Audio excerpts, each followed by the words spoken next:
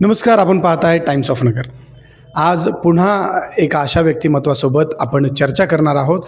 त्यांना अनेक प्रश्न, त्यांच्यावर झालेले आरोप आणि त्यांच्यावर होत असलेले आरोप ते आपण विचारणार आहोत.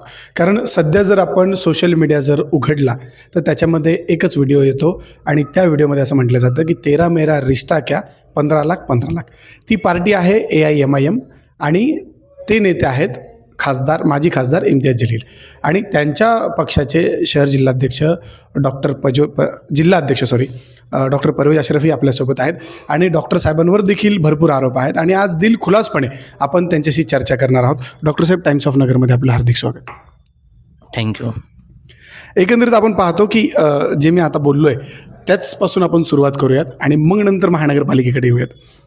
एकनिष्ठ कार्यकर्त्यांना आपण डावललेलं आहे. मध्ये नगर शहरात असो, तुमच्या संभाजीनगरमध्ये असो किंवा अजून कुठे असो, रील्स व्हायरल होत आहेत आणि त्याच्यामध्ये असं म्हटलं जातं की 13 मेरा रिश्ता क्या, 15 लाख 15 लाख. नेमकं काय आहे हे? का इम्तियाज जलील यांना एवढं टार्गेट केलं जातं आहे? काय प्रकरण आहे? विषय असा आहे की चांगल्या पक्षांना उमेदवार भेटत नाही आहेत आणि MIMकडे एक गटासाठी 10 15 लोकांनी अप्रोच झालेले का औरंगाबादमध्ये की ते आम्हाला उमेदवारी द्यावीत. तर एकच जणाला आपण उमेदवारी देऊ शकतो, एकाच जणाला न्याय देऊ शकतो. बाकीचे जे असतील 9-10 पैकी समजा एकाला दिलं, 9 जण जे असतील तर ते नाराजच होणार आहेत. मग त्याच्यातले काही लोकांनी इम्तियाज साहेबांचा विरोध केला, पक्षाचा विरोध केला, तर ते आरोप प्रत्यारोप चालत राहतात. शेवटी त्यांनाही त्यांचा अधिकार आहे. त्यांना वाटत होतं आम्हाला भेटतील, पण सर्वेमध्ये ज्या ज्या गोष्टी निघाल्या त्या हिशोबाने तो निर्णय झालेला आहे. खरंच पैसे त्यांनी घेतलेत का? आपणच सांगितलं आरोप आहेत. आरोप सगळ्यांवर होतात, आरोप होत राहतात. तुमच्यावर देखील आरोप झाले होते? हो, भरपूर आरोप आहेत. अशी मोठा गठ्ठा झालेला आरोप. तुमच्यावर लोकसभेला आरोप लागले की आपण काहीतरी लाखो रुपयांमध्ये, म्हणजे टू बी फ्रँक तुम्हाला मी विचारतो, गंमत म्हणून नाही विचारत, तुम्ही असू नका. तुमच्यावर आरोप झाले की लाखो रुपये घेऊन तुम्ही सेटलमेंट केली, डॉक्टर परवेज सेटलमेंट किंग असं काहीतरी ते त्यावेळेस चालत होतं. काय होतं ते एकंदरीत? हो, करोडोची झाली आहेत. किती कोट्यवधी होते? लाखोने लोकांनी करोडो रुपये म्हटले, पण काय विषय असा असतो. किती कोटी होते? भरपूर, का कोणी 2 सांगितले, कोणी 4 सांगितले, ते चालत राहतं. ते राजकारणामध्ये आल्यानंतर मी असं आपल्याला सांगतोय की असं साहेबांचं एक स्टेटमेंट आहे का when you are in the politics then you are targeted. तुम्ही जेव्हा पॉलिटिक्समध्ये, राजकारणामध्ये, तर तुम्हाला टार्गेट केलं जाणार आहे. तुम्ही टार्गेट झाले? हां, तर ते म्हणजे ज्यांना काही समजत नाही किंवा त्यांना जास्त समजतं, कोण आहेत? भरपूर जण आहेत. नगरचे सांगा ना. काही चिल्लर लोक आहेत ज्यांना असं वाटत होतं की म्हणजे त्याच्यात 2 प्रकार आहेत. काही जणांना स्वतःच्या फायद्यासाठी असं वाटत होतं की डॉक्टर साहेबांनी इलेक्शन लढवावं लोकसभेचा, आणि काही लोकांना स्वतःच्या फायद्यासाठी असं वाटत होतं की डॉक्टरांनी नाही लढवावं. असे भरपूरसे लोक आहेत. ते 2 ह्याच्यामध्ये विभागले गेलेले होते आणि शेवटी मला निर्णय समाजासाठी घ्यायचा होता आणि मला समाजासाठी जो निर्णय योग्य वाटला तो निर्णयावर मी निर्णय घेऊन तो जो माझा अर्ज होता तो मी काढून घेतला. डॉक्टर साहेब, पैसे खरं आले होते का? माझी म्हणजे जेव्हा मी इलेक्शन लढायच्या अगोदर कसं होतं, म्हणजे फॉर्म भरल्याच्या आणि त्याच्यानंतर कसं होतं, याच्यावरून आपण जज करा की पैसे आले का नाही आलेत म्हणून. तुम्हाला एकंदरीत पाहिलं तुमचं राहणीमान एकदम साधं आहे, लोकांशी मन मिळवपणाने बोलतात. तुम्हाला म्हणजे ज्या पद्धतीने आजचे आपण पुढारी पाहतो की त्या पुढाऱ्यांमध्ये कुठेतरी इगो असतो, ॲटिट्यूड असतो, मोठ्या मोठ्या गाड्या, मोठ्या मोठ्या घड्याळं वगैरे, या सगळ्या गोष्टी ते फॅन्सी लाईफ जगतात. तुम्ही दिसत नाही. मग एवढा पैसा जर आला आहे तर मग कुठे? सामान्य राहणीमान ही माझी ताकद आहे. म्हणजे सामान्य जनतेला त्यांचा नेता सामान्य पाहिजे. तुम्ही इम्तियाज साहेबांना पहा, असद साहेबांना पहा, त्यांचं राहणीमान एकदम सिम्पल आहेत आणि त्यांचा जो विचार आहे ना ते खूप मोठे आहेत. म्हणजे डॉक्टर बाबासाहेब आंबेडकर, छत्रपती शिवाजी महाराज, तुमचा मौलाना अबुल कलाम आझाद, अशा लोकांना ते मानणारे लोक आहेत, पैगंबरांना मानणारे लोक आहेत. तर त्यामुळं काय आहे का माणूस कसा राहतो आहे त्याच्यापेक्षा त्यांचे विचार कसे हे खूप महत्त्वाचे असतात आणि माझे विचार कसे आहेत हे अहमदनगरचे लोकांना चांगलं माहीत आहे. डॉक्टर साहेब, विचारांवर तुम्ही बोलता. अनेक वर्षापासून आपण या पक्षामध्ये काम करताय. तुमच्यासोबत खांद्याला खांदा लावून काम करणारा एक कार्यकर्ता होता ज्यांनी उमेदवारी मागितली आणि डॉक्टर परवेज अशरफी हे अत्यंत डिस्टर्ब झाले असं म्हटलं जातं आणि त्याला तुम्ही उमेदवारी दिली नाही आणि त्यांचा पत्ता तुम्ही राजकीय हेतूने कट केला असा तुमच्यावर आरोप आहे. काय त्याच्यावर आपली प्रतिक्रिया?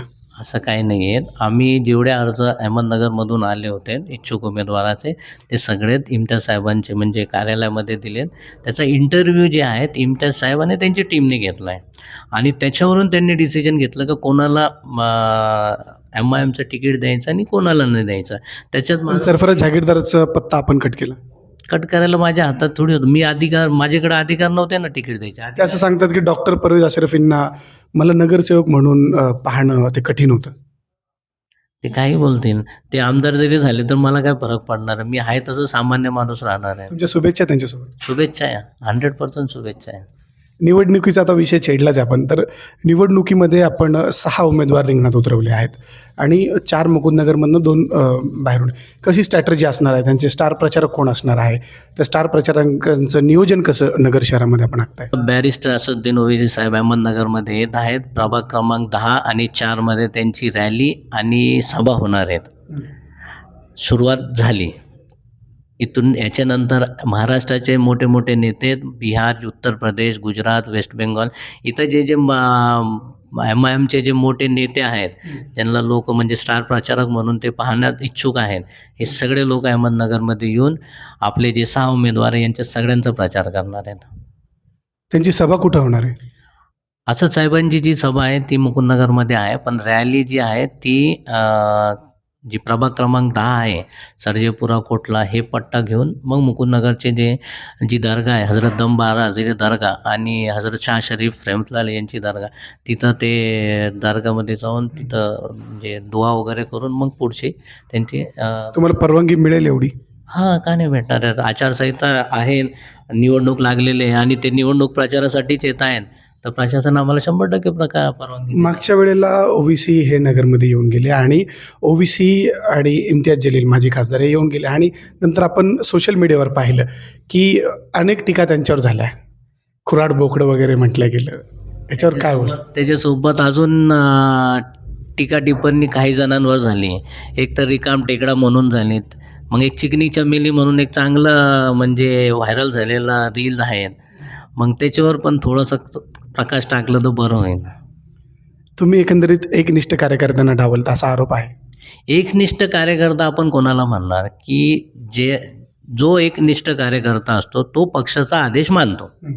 पक्षांनी त्याच्या फेवरमध्ये आदेश दिला किंवा त्याच्या विरोधात जरी तो केला. थोडक्यात सांगायचं तर मी विधानसभेला अर्ज केला होता MIM पक्षाकडं, इम्तियाज साहेबांकडं, की मला अहमदनगर विधानसभामधून इलेक्शन लढवायचं आहे. अर्ज दिला, सगळं झालं, त्यांनी इथं उमेदवारी दिली नाही. आम्ही त्यांचा जो आदेश आहे असं का दिली नाही?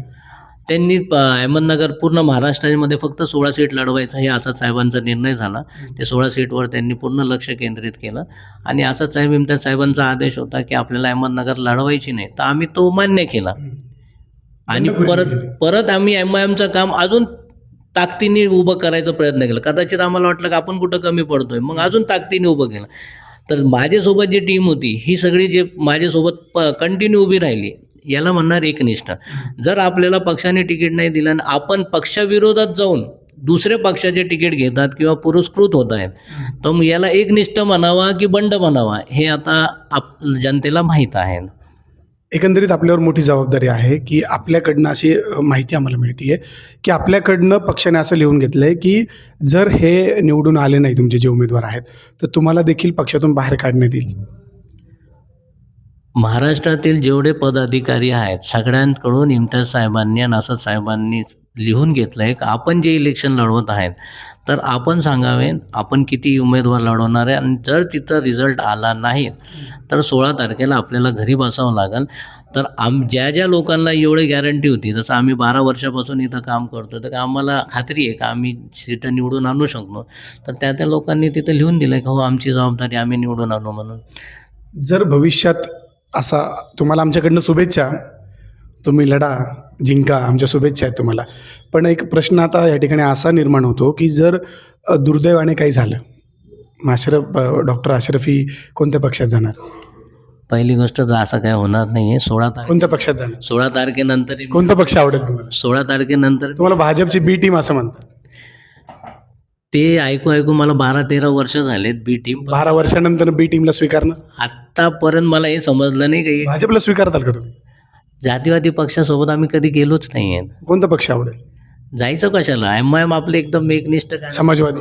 कार्यकर्ता म्हणून राहायचं, नाही पद असलं तरी काय, म्हणजे शेवट तुम्ही एमआयएम मध्येच घालवणार, 100% कारण इथं श्वास एमआयएम मध्ये थांबणार. इथं जे तुम्हाला बोलायचा जो अधिकार आहे भारतीय संविधानाच्या दायऱ्यामध्ये तुम्हाला बोलता येईल, बोलायचा जो अधिकार आहे तो एमआयएममध्ये आहे. आपण पाहणार की एमआयएम बोलू देत नाही. कोण म्हणतं असं? आपण माझे सगळे व्हिडिओज पहा, एमआयएम मध्ये आहे म्हणून तो बोलू दिला, नाही तर दुसऱ्या पक्षात असते, म्हणजे ते सेक्युलर असो किंवा नॉन सेक्युलर असो, त्या पक्षामध्ये बोलायचं म्हणजे तिथं उभा वरतून फोन करावा लागतं, साहेब बोलू का? मग साहेब कुठं फोन करावा लागतो? वरती कुठं? त्यांच्या वरिष्ठांना फोन करावा लागतो, त्यांच्या पप्पांना फोन करावा, तिथून आदेश आल्यानंतर बोलतात. चुकून बोलले तर मग ते ऑफिसला बोलून काय काय बोलतात हे सगळ्यांना माहीत आहे. एकंदरीत आपण पाहतो की आता विषय निघालाच आहे म्हणून सांगतो की तुमच्याकडे एक अनुभवी उमेदवार आहे, 20 वर्षाचं त्यांचं राजकारण आहे. म्हणजे त्या व्यक्तीच्याबद्दल समद खान आहेत, त्यांच्याबद्दल एक सांगतो की आता एक निवडणुका आहेत आणि आपण पाहतो की समद खान यांच्यावर जर कोणी पत्रकारांनी टीका केली तर समद खान त्याचं उत्तर देत नाही किंवा त्यांचे कार्यकर्ते उत्तर देत नाही. दुसऱ्या लोकांनी जर एखाद्या उमेदवारावर टीका केली तर ते लोक पत्रकारांच्या भूमिकेवर प्रश्नचिन्ह निर्माण करतात किंवा त्यांना दमदाटी देतात. अशा एकंदरीत सगळ्या गोष्टी होत असतात. पण समद खान आज निवडणूक लढवत आहेत, अनुभव घेऊन निवडणूक लढवत आहेत. त्यांच्यासोबत तुम्ही 3 नवीन लोक दिलेले आहेत. काय षडयंत्र आहे, काय आखतं आहे आपण? षडयंत्र नाही, हे युवा पिढीला पॉलिटिकल जो स्टँड द्यायला पाहिजे. म्हणजे असद साहेब, इम्तियाज साहेब जे म्हणतात की हम लीडर बनाने के लिए आहे. जर आपण चांगल्या लोकांसोबत, म्हणजे सिनियर म्हणजे एक्सपिरियन्स पर्सन, आणि त्यांची लीडर तोडला ना तुम्ही. लीडर तोडला नाही, लीडर जोड. मतीन म्हणून तुमचा एक कार्यकर्ता आहे, ओके, त्यांना तोडलं नाही, ते गेलेत. सरफराज आहे, निष्ठावंत आणि बंड. जर ते सय्यद शफी आहे, ते पक्षात कुठं होते? शफी नव्हते. ते फक्त त्यांनी अर्ज भरला होता, ते इम्तियाज साहेबांनी तो अर्ज म्हणजे त्यांना उमेदवारी दिली नाही, पण ते नाही. बाकीचे निष्ठावंत आणि बंड ह्या 2 गोष्टी असतात. जर निष्ठावंत कार्यकर्ता जो असेल, एक तर तो इलेक्शन पक्षाने आदेश दिला नाही लढायचा, नाही लढला, याला आपण निष्ठावंत म्हणणार. पण नाही, मला पक्षाने दिला नाही आणि मला तरी लढायचंच आहे, आणि ते पण अपक्ष लढलं तरी एकदा विचार करू शकतो. जर दुसऱ्या पक्षात गेलं म्हणजे त्यांची विचारधारा एमआयएमची नव्हतीच. त्यांची विचारधारा ऑलरेडी दुसऱ्या पक्षाचे विचारधारेशी जुळत होती, म्हणून त्या पक्षात उडी मारली त्यांनी. आमची विचारधारा एमआयएमची आहे, म्हणून आम्ही एमआयएम सोबत आजही आहे, उद्या पण राहणार आहे आणि कालही होतो. म्हणजे भविष्यातही आम्ही तुम्हाला एमआयएम सोबतच दिसणार, हे आम्ही तुम्हाला आज नक्की सांगतोय. मुकुंदनगरचं एकंदरीत निकालासंदर्भात जर बोलायला गेलं तर मुकुंदनगरचा निकाल कसा लागेल? कारण तिरंगी लढत आहे महत्त्वाची. समाजवादी आहे, AIMIM आहे तुमचा पक्ष, काँग्रेस आहे. कशा पद्धतीने आपण सगळ्या गोष्टी आखणार आहेत?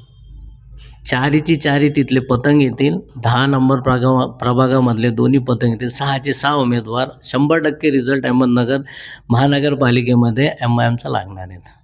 म्हणजे डॉक्टर अशरफींचं घरी बसण्याचं जे टार्गेट नाही आहे, त्यांना परत पक्षामध्ये काम घरी बसायचं ठेवलंच नाही आहे. आम्ही टार्गेट पूर्ण मार्केट म्हणजे जिल्हा फिरायचं ठेवलं आहे, आणि पक्षाने जर मला जबाबदारी अजून चांगली दिली तर नक्कीच त्याचं सोनं करण्याची आमची ताकद आहे. पक्षाने जर जबाबदारी दिली तर कोणतं पद भूषवायला तुम्हाला आवडेल? सध्या जिल्हा अध्यक्ष आहे, हेच खूप मोठं पद आहे, आणि सध्याची जी दिली पक्षाने जबाबदारी, जे पद देतील ते आम्ही मान्य, कार्यकर्ता म्हणूनच काम करणार आणि चांगल्या पद्धतीने काम करणार. म्हणजे येणाऱ्या पुढच्या जो हे असणार आहे त्याच्यामध्ये एमआयएम ज्या ताकदीने आत्ता पुढं आलेली याच्यापेक्षाही चांगल्या ताकदीने पुढं येणार, हे नक्कीच सांगाल आम्ही. तुमच्या विरोधामध्ये म्हणजे तुमच्या पक्षाचे जे लोक आहेत त्यांच्या विरोधामध्ये लोक उमेदवारी अर्ज दाखल करण्यासाठी घाबरतात, असं कालपासून चर्चा चालू आहे. तुम्ही जोर जबरदस्ती करून लोकांना उमेदवारी फॉर्म मागं घ्यायला लावलं, असं एकंदरीत मुकुंदनगरमध्ये चर्चा आहे. कितपत योग्य आहे ही चर्चा? मग बिनविरोध व्हायला पाहिजे होते. बिनविरोध तर कोणी झाला नाही आमच्यापैकी. 6चे 6 उमेदवारांच्या विरोधात आहेत. जर दमदाटी करायची तर मग एकालाच का करणार? सगळ्यांना 2 जणांना केली नाही हो, 2 जणांना केली असती. तुम्ही हसताय, तुमच्यावरनं ते कळतंय. काय एकंदरीत सांगा, प्रेक्षकांना पाहायचं आहे, तुमच्यावर कोणाचं प्रेशर आहे का? कसं आहेच की आपण पाहिलं की काल काही पक्षांचे 5 उमेदवार बिनविरोध झालेत. आता ते कसे झालेत, आता चर्चा ही अशी आहे का त्यांना दमदाट्या देऊन त्यांच्या विरोधातले जे लोक आहेत त्यांना दमदाट्या देऊन मागं घ्यायला लावलेत. म्हणजे एकीकडं ही चर्चा आहे आणि दुसरी मुकुंदनगरवर या ना. मुकुंदनगरमध्ये जर आम्ही दमदाटीने किंवा आमची ताकदीचा वापर करून चुकीच्या पद्धतीने केलं असतं तर आमचे चारी कॅन्डिडेट बिनविरोध आले असते. जे तगडे कॅन्डिडेट होते त्यांना तुम्ही माघारी घ्यायला सांगितले आणि तुम्ही प्रेशर करत होतात की भाऊ मागं घ्या. काय होतं ते एकंदरीत? म्हणजे तुम्ही मान्य करताय की आम्हा विरोधात तगडे कॅन्डिडेट आता राहिले नाहीत असं तुमचं बोलायचं तात्पर्य. नाही, एकंदरीत चर्चा चालू आहे. चर्चा तर खूप होत राहते. आता ज्यांनी मागं घेतलंय तर त्यांचं काही वैयक्तिक कारण असेल किंवा त्यांना असं वाटलं असेल की आम्ही MIM सोबत आहेत आणि असद साहेबांचे आणि इम्तियाज साहेबांचे कंधे मजबूत करायचे म्हणून त्यांनी मागे घेतलंय. ज्येष्ठ नगरसेवक तुमच्यासोबत आहेत. काँग्रेसमध्ये 3 नगरसेवक आहेत, माजी नगरसेवक, एक युवा नेतृत्व आहे. MIMमध्ये एकच माजी नगरसेवक आहे, 3 युवा नेतृत्व आहेत. समाजवादी पक्षामध्ये एक माजी नगरसेवक आहेत आणि एक मोठं नेतृत्व आहे तुमच्यामधलं जे फुटून तिकडे गेलं आहे आणि 2 जण नवीन आहेत, ते तुमचे मित्र देखील असतील. कशा पद्धतीने हे पुढं नियोजन आखणार आहे तुम्ही? एकदम सोपं आहे. एक्सपिरियन्स पर्सन समद खानचा किती तुम्हाला, म्हणजे त्यांचा किती फायदा तुम्हाला पक्षाला होईल? 20 वर्षाचा अनुभव आहे त्यांना आणि 20 वर्षामध्ये त्यांनी म्हणजे जेव्हा 20 वर्षापूर्वी 25 वर्षापूर्वी जेव्हा मुकुंदनगर होता तो मुकुंदनगर आणि आजच्या मुकुंदनगरमध्ये जी डेव्हलपमेंट झाली ती मॅक्झिमम समद खान यांनी जो विकास निधी आणला त्याच्यातून झालेली आहे. आणि नेहमी तुम्ही पहा की समद खान 20 वर्षापासून निवडून आल्यानंतर त्यांनी एक टप्प्याटप्प्याने विकास कामं करत गेलेत. आणि 3 नवीन लोक जोडायचं तात्पर्य हे आहे का युवा पिढीला पॉलिटिकल बेस आणि प्रशासनमधले काय चालतं हे सगळं समजायला पाहिजे. म्हणून एक सिनियर आणि 3 ज्युनियर एकत्र करून तो एक कोलॅब केला आहे आणि त्या कोलॅबनी पुढं आपण जाणार आहे. आणि महापौरकीला कोणासोबत जातात? जातीवादी पक्षासोबत जाणार नाही. कोणच जातीवादी पक्ष? भरपूर आहेत. महायुतीमध्ये का कमी आहेत का? सगळे म्हटले तरी चालेल. म्हणजे निर्णय तुम्हीच घेणार? निर्णय इम्तियाज साहेब घेतील. नक्कीच हे होते डॉक्टर परवेज अशरफी. अत्यंत चतुराईने जो व्यक्ती उत्तर देतो आणि अत्यंत चतुराईने जे राजकीय व्यासपीठावर येतात ते डॉक्टर परवेज अशरफी, त्यांना ओळखलं जातं. अनेक आरोप त्यांच्यावर आहेत, त्यांच्या पक्षावर लाखो रुपयांचे आरोप आहेत, त्यांच्यावर कोट्यवधींचे आरोप आहे असं ते त्यांच्या बोलण्यामधनं सांगत असतात आणि आता देखील त्यांनी सांगितले. नक्कीच आपण असेच नवीन एका नेत्यासोबत पुन्हा एकदा बोलू द्या. त्यासाठी पाहत राहा टाइम्स ऑफ नगर.